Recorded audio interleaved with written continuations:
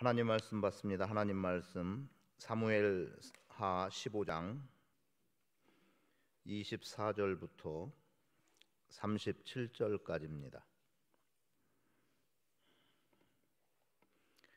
같이 읽도록 하겠습니다. 사무엘하 15장 24절부터 37절까지 함께 읽습니다. 시작. 보라, 사독과 그와 함께한 모든 레위 사람도 하나님의 언약궤를 메어다가 하나님의 궤를 내려놓고 아비아달도 올라와서 모든 백성이 성에서 나오기를 기다리도다. 왕이 사독에게 이르되, 보라, 하나님의 궤를 성읍으로 도로 메어 가라. 만일 내가 여호와 앞에서 은혜를 입으면 도로 나를 인도하사 내게 그 궤와 그 계신 데를 보이시리라. 그러나 그가 이와 같이 말씀하시기를 내가 너를 기뻐하지 아니한다 하시면 종이 여기 있사오니 선히 여기시는 대로 내게 행하시옵소서 하리라. 왕이 또 제사장 사독에게 이르되, 네가 선견자가 아니냐? 너는 너희의 두 아들 곧 네 아들 아히마아스와 아비아달의 아들 요나단을 데리고 평안히 성읍으로 돌아가라. 너희에게서 내게 알리는 소식이 올 때까지 내가 광야 나루터에서 기다리리라 하니라. 사독과 아비아달이 하나님의 궤를 예루살렘으로 도로 메어다 놓고 거기 머물러 있으니라. 다윗이 감람산 길로 올라갈 때에 그의 머리를 그가 가리고 맨발로 울며 가고 그와 함께 가는 모든 백성들도 각각 자기의 머리를 가리고 울며 올라가니라. 어떤 사람이 다윗에게 알레되 압살롬과 함께 모반한 자들 가운데 아히도벨이 있나이다 하니 다윗이 이르되 여호와여 원하옵건대 아히도벨의 모략을 어리석게 하옵소서 하니라. 다윗이 하나님을 경배하는 마루턱에 이를 때에 아렉 사람 후세가 옷을 찢고 흙을 머리에 덮어쓰고 다윗을 맞으러 온지라. 다윗이 그에게 이르되 네가 만일 나와 함께 나아가면 내게 누를 끼치리라. 그러나 네가 만일 성읍으로 돌아가서 압살롬에게 말하기를 왕이여 내가 왕의 종이니이다. 전에는 내가 왕의 아버지의 종이었더니 이제는 내가 왕의 종이니이다 하면 네가 나를 위하여 아히도벨의 모략을 패하게 하리라. 사독과 아비아달 두 제사장이 너와 함께 거기 있지 아니하냐? 네가 왕의 궁중에서 무엇을 듣든지 사독과 아비아달 두 제사장에게 알리라. 그들의 두 아들 곧 사독의 아히마아스와 아비아달의 요나단이 그들과 함께 거기 있나니 너희가 듣는 모든 것을 그들 편에 내게 소식을 알릴지니라 하는지라. 다윗의 친구 후세가 곧 성읍으로 들어가고 압살롬도 예루살렘으로 들어갔더라. 아멘. 오늘은 사무엘하 15장에 기록된 전체의 내용 속에서 아버지 다윗을 배반한 압살롬과 그와 함께한 사람들, 크게는 두 가지입니다. 그리고 하나는 다윗과, 즉 압살롬의 반역에 도망하게 되는 다윗과 그의 사람들. 그래서 압살롬에게도 함께하는 사람들이 있었고 다윗에게도 함께하는 사람들이 있었는데, 그 함께하는 사람들을 통해서 우리가 교회의 모습을 좀 보기를 원합니다. 말씀의 전개는 어떻게 이루어지냐면, 즉 압살롬이 다윗을, 즉 아버지 다윗 왕을 배반하게 되는 배경은 압살롬이 그 누이 동생을, 친누이 동생은 아니죠, 어머니가 다른 거예요. 다말을 이렇게 취한 것 때문에 문제가 되어서 이제 아버지에게서 도망을 하게 됩니다. 그렇게 도망해서 지나다가 결과적으로 갖게 되는 것은 아버지 다윗의 마음에 압살롬에 대한 그리움이 그냥 그래도 남아 있는 거예요. 그래서 이것을 알게 되는 요압이 어떤 태도를 취하냐면, 지금 압살롬을 다시금 예루살렘으로 돌아오게 하면 좋겠다라고 하는 방법을 씁니다. 그래서 결국 돌아오게 되지만 다윗이 이 압살롬과 온전하게 화해를 하지 못하는 거예요. 여러 가지 측면으로 이해해 볼 수도 있겠습니다만 진정한 돌이킴과 용서가 없었다는 게 하나의 커다란 문제가 되는 겁니다. 그러다 보니까 이제 그 압살롬의 입장에서는 그가 아버지를 피해서 도망갔다가 다시 돌아왔는데 돌아와서 몇 년이 지나도록 아버지의 얼굴을 대면할 수 없는 겁니다. 그러다가 이제 또 4년이 지난 후에 압살롬이 결국은 아버지의 마음이 자기에게로 온전히 돌아온다라고 하는 생각을 갖지 못하게 됐기 때문에 이제 자기의 사람들을 동원해서 배반을 하는 거죠. 그래서 아버지 다윗 왕을 등지게 되고 그리고 자기가 왕이 되겠다라고 하는 마음을 갖게 되는 겁니다. 그리고 그 내용이 지금 15장에 기록이 되어 있는데 지금 앞에 1절부터 대략 보면 이렇게 기록이 됩니다. 그 후에 압살롬이 자기를 위하여 병거와 말들을 준비하고 호위병 50명을 그 앞에 세우니라라는 거예요. 그렇게 해 나가면서 갖게 되는 문제가 있는데 지금 압살롬이 백성들의 마음을 훔쳤다라고 6절에 기록하고 있습니다. 무슨 말이냐면 백성들이 이제 어떤 그 억울한 일이라든가 송사와 관련된 부분을 가지고 이제 왕에게 나아가게 될 때 이 압살롬이 성문에서 그들 한 사람 한 사람을 미리 만나는 거예요. 그러면서 그들을 위로해주고 격려해주고 그리고 공의대로 판결하겠다 이런 정도로 해서 압살롬이 백성들의 마음을 환심을 사기 시작하는 것을 지금 압살롬이 사람들의 마음을 백성들의 마음을 훔쳤다라고 표현을 하고 있는 겁니다.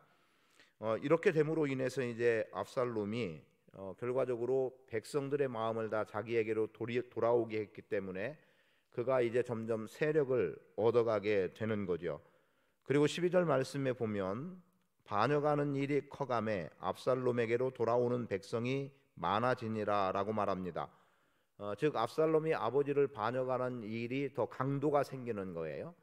그러니까 점점 세력을 얻어가는 만큼 또 백성들도 압살롬에게로 더 많이 나오고 있다는 거예요. 그럼 결국은 다윗은 점점 쇠퇴해가는 거고 압살롬은 점점 흥해가는 상황이 놓이게 되는데 여러분들이 생각해 보세요. 사람들의 마음을 훔쳐서 내가 내 사람으로 만들고 그렇게 해서 내 왕국을 세운다고 할 때에 결국 그것은 속임에 지나지 않는 겁니다. 그리고 또 더 나가서 어떤 일까지 있냐면 아버지 다윗을 어떻게 속이냐면 내가 전에 아버지를 피해서 도망가 있었을 때에 그때 거기에서 내가 서원한 일이 있습니다. 내가 예루살렘으로 다시 돌아오게 된다면 그래서 이제 그 서원을 갚겠다라고 하고 아버지의 허락을 받고 그리고 이제 헤브론으로 가게 돼요. 그리고 그 헤브론으로 갔을 때 그가 그냥 말 그대로 서원을 갚기 위해서 간 것이 아니라 거기서 자신이 왕이 되었다는 것을 모든 백성들 앞에 공포하기 위해서 갔던 거고요. 그리고 그렇게 가게 된 사람들이 200명 정도의 사람들이 있게 됩니다. 그리고 거기서 이제 압살롬은 이스라엘의 왕으로 자리하게 되는 거예요. 이 소식이 다윗의 귀에 들려졌을 때 이제 다윗이 야 이거 이러다가 압살롬이 우리를 다 죽이고 말겠구나. 그래서 곧바로 압살롬을 피해서 다윗 왕이 도망하는 신세가 되고 있습니다. 그리고 그렇게 도망하는 과정 속에 여러 부류의 사람들이 나오게 되는데요. 이때라고 하는 사람이 등장을 하기도 하고 오늘 말씀 같은 경우는 사독과 아비아달 그리고 또 후세라고 하는 이러한 사람들이 다윗과 함께하는 사람들로 등장하고 있음을 보게 됩니다. 그래서 이러한 내용 속에서 몇 가지로 한번 살펴보기 원하는 것 가운데 하나는 여기로부터 시작하고 싶습니다. 오늘 우리와 누군가와 함께 한다는 것은 좋은 일입니다. 그리고 함께하면 그만큼 강해질 수 있는 거죠. 그런데 이 강해지기 위해서 함께하는 사람들을 내가 정말 제대로 갖춰지고 준비가 되어지고 그리고 내가 그럴 만한 사람이기 때문에 사람들이 나를 따라서 내가 세력을 얻어간다고 하면 뭐 무슨 이유를 달겠습니까? 그런데 사람들의 마음을 아주 교묘하게 속여서 그래서 사람들을 내 사람으로 만들어 놓고 내가 원하는 또 내가 뜻하는 바를 성취해 나가려고 한다는 것은 그것은 그릇됨이요 거짓이라는 거죠. 그러면 단적으로 말해서 교회로 이해해 볼 때 과연 교회가 그러해도 되겠느냐라고 본다면 결코 그렇지 않은 겁니다. 교회는 어떤 사람의 마음을 훔쳐서 교회를 만드는 게 아니죠. 교회는 뭡니까? 자기 스스로가 주는 그리스도시요 살아계신 하나님의 아들임을 고백하는 신앙의 고백을 통해서 교회가 세워지는 거지, 누가 누구의 마음을 훔쳐서 교회를 세우는 게 아니라는 겁니다. 그래서 교회의 주인은 결코 사람일 수 없는 겁니다. 교회의 주인은 목사여도 아니고 성도 중에 어떤 누군가 영향력이 있다라고 하는 누군가의 교회도 아닌 거예요. 교회는 온전히 주님의 교회여야 되고 주님이 다스리는 교회여야 되고 주님이 세워나가는 교회가 되어야 합니다. 다만 거기에 구성원들이 믿음으로 고백하고 있는 우리들이 그 가운데서 주님의 몸된 교회의 한 기둥으로 세워져 나가서 교회가 세워지는 거지, 여기에 여러분 가운데 어떤 속임에 의해서 이 자리에 함께한 사람들이 있습니까? 그렇지 않은 거예요. 그리고 또 나중에 보면은 200여 명의 사람들이 그냥 압살롬을 따라갔던 사람들이 있었습니다. 그들은 왜 가야 되는지도 모르고 어떻게 보면 그냥 맹목적으로 따라간 사람들이 있었습니다. 그런데 그렇게 맹목적으로 따라간 사람들, 여러분 11절의 말씀에 보면 이런 표현이 나옵니다. 그때 청함을 받은 200명이 압살롬과 함께 예루살렘에서부터 헤브론으로 내려갔으니 그들은 압살롬이 꾸민 그 모든 일을 알지 못하고 그저 따라가기만 한 사람들이라. 이들은 알지 못했다는 거예요. 그러면 그들이 지금 압살롬이 꾸민 것을 알지 못했기 때문에 속은 자가 아니라고 말할 수도 있지만, 교회는 그냥 맹목적으로 아무런 이유도 없이 그냥 걸음만 하는 게 성도가 아니라는 거죠. 성도는 분명한 자기 의식이 있어야 되고 자기 정체성이 있어야 되고, 그리고 예수 그리스도가 내 삶의 구세주와 주가 되신다라고 하는 분명한 믿음과 확신 속에 있는 사람들이 교회여야 하는 겁니다. 그저 따라가는 사람들이 교회다 아닌 거예요. 결국 그러한 교회라고, 그것을 교회라고 부른다면 그러한 교회는 오래가지 못해서 결국은 무너져 버릴 수밖에 없는 겁니다. 왜냐하면 말 그대로 아무것도 모르는 채로 그저 따라가다가, 그리고 자기 자신을 발견하기 시작하면 내가 왜 여기 있지? 라고 한다면, 그리고 내가 이 자리에 있어야 될 어떤 이유도 알지 못한다면, 아니 말씀 그대로라고 한다면 다윗이 왕으로 세워졌는데 압살롬이 왕이 됐다라고 하는 건 이게 어떻게 가능하지라고 한다고 하면 결국은 그들은 또 다른 압살롬을 등지는 사람들이 될 수도 있는 거죠. 그래서 악을 도모하고 거짓으로 시작되는 것은 결국은 망하게 돼 있다는 것이고, 그리고 말씀드린다면 이제 17장으로 와서 결국 압살롬은 죽게 되는 거죠. 그렇게 함으로 인해서 이제 다윗 왕이 다시금 예루살렘으로 돌아오는 그러한 계기가 마련됩니다. 그래서 먼저 말씀드리는 것, 압살롬과 함께한 사람들, 어떤 사람들은 철저하게 압살롬을 위해서 움직인 사람들이 있기도 하고 어떤 사람들은 그저 따라간 사람이 있기도 한데, 그런데 오늘 읽은 내용까지로 본다고 하면 어떤 사람 가운데 아히도벨이라고 하는 사람은 다윗 왕과 함께하는 모략가였습니다. 전략가라고 표현해도 돼요. 그러니까 지금 이 전쟁을 어떻게 하면 이길 수 있는지를 잘 판단하고 어떻게 전략 전술을 짜서 우리가 적을 대적하여 이기겠다라고 하는 것을 아주 교묘하게 만들어내는, 그래서 전쟁에 승리를 가져올 수 있었던 사람이 아히도벨이었어요.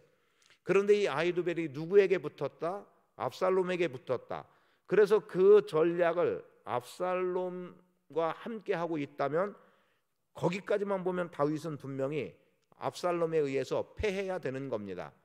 그런데 오늘 본문 읽은 내용의 말씀에 보면 어떤 사람이 와서 다윗에게 지금 압살롬과 함께 반역의 주축에 선 사람이 압살롬과 함께하고 있는 사람 중에 아히도벨이 있습니다 라고 했을 때 다윗이 뭐라고 말합니까?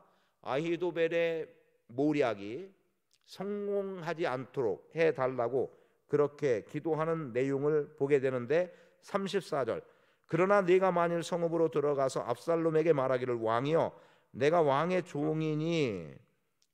전에는 내가 왕의 아버지의 종이었더니 이제는 내가 왕의 종이니이다 하면 네가 나를 위하여 아히도벨의 모략을 패하게 할 거다라고 누구에게 말하냐면 후세라고 하는 사람에게 말해주는 거예요.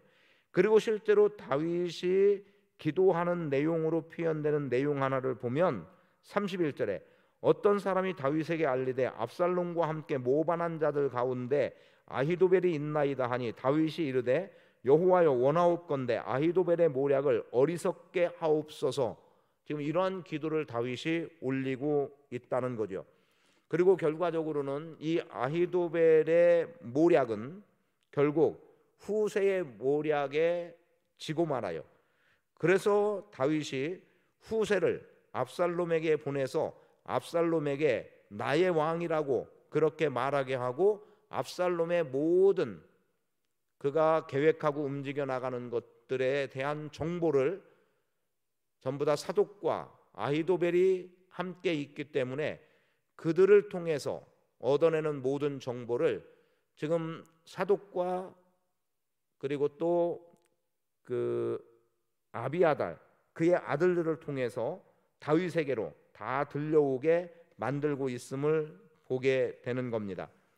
그래서 말씀드려요. 여러분 삶 속에 지금 아히도벨 같은 경우는 압살롬과 함께하는 사람이 되었습니다만 여러분은 다윗과 함께하는 사람들의 편에 설 수 있기를 원합니다. 자, 지금 다윗 왕과 함께하는 사람들, 그 사람들이 결과적으로 다윗 왕이 제 자리로 돌아오게 될 때 그 자리에 돌아오게 되는 1등 공신이 되고 있다는 거죠. 지금 사독이 그 중에 한 사람이었고 아비아달이 그런 사람 중에 하나였고 후세라고 하는 사람이 그러한 사람 중에 하나이기도 했고 그리고 이때라고 하는 사람은 네가 돌아가라 함에도 불구하고 내가 왕과 함께 하겠다고 왕의 길을 선택하는 그러한 결과를 가져오기도 합니다. 그러니까 오늘 우리의 삶 속에 누가 나와 함께 하느냐는 것은 대단히 중요한 부분이 되는 것이고 그렇게 함께한 사람들을 통해서 우리는 힘을 얻어갈 수 있고 그리고 성공할 수 있어야 합니다. 여러분 삶 속에 또 주님의 몸된 교회 안에 지금 여러분이 후세 같은 사람이 되기를 원하고 여러분이 사독 같은 사람이 되기를 원하고 여러분이 아비아달 같은 사람이 되어서 주님의 몸된 교회를 거룩하고 든든하게 세워나갈 수 있는 삶을 사시게 되기를 축복합니다. 그래서 도망하는 자리에 있음에도 불구하고 다윗을 돕는 자리에 있다는 것은 그들에게 어떤 고난과 역경이 올지도 모를 일이고 어찌 보면 그들의 앞날이 계속해서 도망하는 삶처럼 어두울 수도 있음에도 불구하고 또는 고난의 길이 예견되고 있음에도 불구하고 이들은 다윗과 함께 했다는 거죠. 그럴 만한 이유 중에 하나는 분명한 겁니다. 다윗의 왕조는 영원할 것이라고 하는 하나님의 약속이 그들 가운데 있었기 때문에 그래서 하나님께서 함께 하시고 하나님이 역사하는 그 자리에 오늘 함께 서는 사람들이 되어야 합니다. 저는 여러분들이 주님과 동행하는 삶을 살아감을 통해서 주님 나라를 이 땅에 이루어 나가는 거룩한 백성으로서의 삶을 사시게 되기를 축복합니다. 그리고 끝으로 한 가지 더 말씀드리기 원하는 것은 오늘 우리 안에 회복을 기대하며 나갈 수 있기를 원합니다. 그 내용은 오늘 새벽에도 다 말씀드렸던 내용이라서 제가 세세하게 말씀드리진 않겠습니다만 지금 사독과 아비아달이 어떻게 합니까? 지금 여호와의 궤를 메어 옵니다. 언약궤를 메어 오게 되는데 그런데 이 언약궤와 함께 다윗이 도망하는 길에 가겠다는 거예요. 그런데 다윗이 뭐라고 말하냐면 아니라는 겁니다. 하나님의 궤를 성읍으로 도로 메어 가라는 거예요. 그렇게 말했던 이유는 뭐냐면 이제 하나님의 법궤가 나와 상관없다라고 말하는 것이 아니라 하나님께서 내가 도망하는 길에 계속 있어야 되면 그렇게 하실 것이고 그리고 나로 하여금 돌아오게 하실 것이면 돌아오게 할 것이다 라고 하는 분명한 믿음을 다윗이 가지고 있었습니다. 그런 가운데 지금 자신이 돌아올 수 있도록 해 주실 것이라고 하는 것에 다윗의 마음이 사실상 더 견고했던 겁니다. 그러했기 때문에 언약궤를 메고 도망하는 그 길을 선택하지 않고, 언약궤는 어디에 있어야 된다? 예루살렘에 있어야 된다. 다윗은 하나님을 사랑하는 사람으로 지금은 예루살렘을 떠나서 도망하게 되지만 언약궤가 있는 그곳으로 하나님이 나를 다시 부를 것이다. 그리고 하나님은 나를 통해서 영광을 받을 것이다. 하나님이 약속한 왕권은 나를 통해서 계속 유지될 것이다 라고 하는 분명함을 갖고 있는 겁니다. 오늘 그 포항 지역을 좀 갔다 왔습니다. 포항 지역에 그 태풍 흰남노로 인해서 피해를 입은 교회들 11개 교회였어요. 11개 교회였는데 그중에 한 7, 8교회 목사님들을 접할 수 있었고 3개 교회를 이렇게 다닐 수 있었고, 또 지나던 과정에 이제 포스코인가요? 거기를 이제 볼 수 있는 기회가 있었는데, 물이 얼마나 찼는지를 이제 볼 수 있는 게 그 쓰레기와 관계된 것들 복구해 나가고 있지만 그런 잔해물들이 걸쳐 있는 것을 보고 물이 이만큼 찼구나라는 것을 알 수 있었습니다. 그런데 그 일대가 좀 낮은 지역이었기 때문에 또 급격하게 물이 불어서 평소에 거의 말라있던 강이, 그 넓은 강이 범람해 버렸다는 거예요. 그런데 어느 교회를 갔더니 사택은 다 물에 이만큼 잠겼는데 교회는 바로 옆에 같이 붙어 있는 건물인데 교회 예배당은 그 침수가 되지 않은 곳이 한 군데 있었습니다. 그런데 보니까 요 정도 차이가 났는데 30분만 더 왔으면 예배당도 다 물에 찼을 거다라는 표현을 하더라고요. 근데 어느 교회든 다 이제 회복해 나가는 과정에 있어요. 회복해 나가는 과정에 있는데, 그런데 한 교회가 참 인상적이었습니다. 이야기를 나누던 가운데 더 인상적이었던 부분이 있었어요. 근데 이분은 이제 사회생활을 하다가 이제 좀 늦은 나이에 목회를 하고 있는데 그 예배당을 짓는데 16년부터인가 짓기 시작해서 금년 1월 달에 완공을 했다는 거예요. 왜 그랬나 싶었더니 이분이 직접 직접 건물을 지은 거예요. 그런데 자기가 목수일은 전혀 해보질 않았는데, 그래서 목수일은 안 해봤지만 그렇게 목수일을 하는 데를 가서 지켜보면서 배웠고, 또는 자기를 거기에 뒤에서 도와주는 일꾼으로 써달라고 요청을 해서 그런 일을 해주면서 일을 배우고, 그런데 전문가 수준이에요. 보니까 아주 깔끔하게 잘 해놨더라고요. 그렇게 해서 예배당은 이제 지었는데 돈이 있으면 있는 만큼 하고 또 멈춰야 됐고, 그러면서 또 그렇게 혼자다 하다 보니까 손가락에 이상이 생겼는데 8번 수술을 했다고 또 그러시더라고요. 그러면서 손가락이 지금 이제 힘줄이 다 썩어 나가 가지고 이렇게 구부러지지 않는 그런 모습을 보기도 했어요. 그런데 이분이 해나가는 일들이 이제 어떻게 개척해서 어떻게 시작을 했냐면, 뭐 개척했을 때 성도가 하나도 없으니까, 근데 노인들은 많이 있고 교회에서 그 노인들을 돌보기 시작했다는 겁니다. 그래서 그런데 나중에 본인이 이제 설교를 어떻게 하셨는지 명확하게 모르지만 신앙생활 하고 있는 권사들도, 다른 교회 권사들도 설교를 제대로 모르는 부분들이 있는데, 그래서 이 목사님은 아주 이제 교회 막 나온 사람들도 잘 알아듣게 이렇게 설교를 했다는 거예요. 그러다 보니까 이웃한 교회들의 권사님들이 전도해서 자기네 교회로 보내주는데 뭐라고 하며 보내주냐면 이 교회를 거쳐야 된다는 표현을 하더라는 거예요. 그러니까 이제 말씀이 좀 쉽게 노인들이 알아들을 수 있는 설교를 하셨던 것 같아요.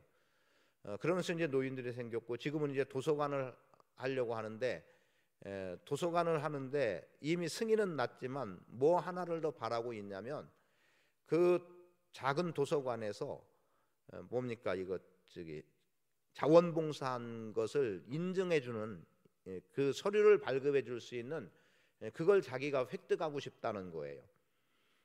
그런데 그걸 왜 획득하고 싶냐? 요즘 아이들이 자원봉사하는 시간들이 있어야 되는데, 그런데 대개 보면 그 아이들이 어디 가서 뭐 청소하고 이런 정도인데, 자기는 그 아이들이 내게 그걸 발급해 줄 수 있으면 이제 그 아이들이 나와서 노인분들한테 책을 읽어주는 것으로 대신할 수 있는, 또 그러면서 아이들을 전도해서 교회의 일원으로. 그런데 그 교회에 특이했던 것 가운데 하나가 한 200마리 정도의 닭을 먹였대요, 이 목사님이. 그 이유가 뭐였냐면 그 어려움에 있는 노인분들, 영양도 충분하지 않은, 그래서 닭을 키워서 알을 낳으면 그 알을 가지고 그분들을 이렇게 섬겼답니다. 그랬더니 어느 날부터 건강이 좋아지는 모습들을 보게 됐는데, 이번에 그 닭 대부분이 다 이번 피해로 인해서 폐사된 거예요. 그래서 제가 뭘 물었냐면, 그러면 새로 200마리 정도의 닭을 키우기 위한 초기 비용이 얼마 정도 듭니까? 내 나름의 어떤 좀 부담이 있어서 물었어요. 그랬더니 이제 닭을 하려고 하는 게 아니라 미나리를 좀 재배하려고 합니다. 그래서 이제 미나리를 재배해서 섬기려고 한다는 거예요. 근데 이분의 아이디어가 다 어디에 초점이 맞춰졌냐면 전도에 초점이 맞춰진 거예요. 노인 전도, 아이들 전도.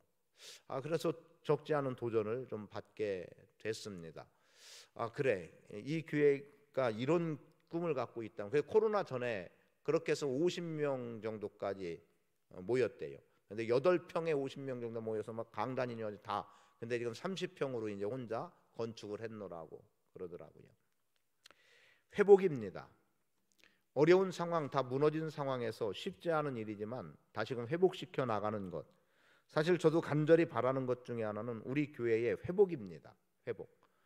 예배의 회복, 신앙의 회복도 회복이지만 우리가 힘들고 어려운, 그리고 뭔가 우리 안에 부족하게 여겨지는 어떤 것들, 그래서 교회 안에서는 이것저것 따질 일 없이 그냥 그저 좋은 것, 그저 기쁘고 그저 반갑고 이런 모습에 교회의 모습을 좀 이루어 나가는 그런 회복이 있어야 되지 않을까 생각을 해보기도 합니다. 그래서 끝으로 말씀드리는 바, 하나님께서 여러분의 삶 속에 또 우리 교회에 회복의 역사가 일어나도록, 지금은 도망하는 자리지만 반드시 예루살렘으로 돌아오게 하실 것이라고 하는 그 믿음, 그것은 회복에 대한 기대다. 그러나 지금 우리도 주님께서 우리에게 어떻게 일을 이루실 것에 대한 회복, 특히 우리는 건물은 견고하게 돼 있지 않습니까? 사람이 회복되어져야 됩니다. 관계가 회복되어져야 되고, 신앙이 회복되어져야 되고, 그리고 예배가 회복되어져야 되고, 이런 회복의 역사가 우리 모두의 삶 속에서 일어나기를 축복합니다.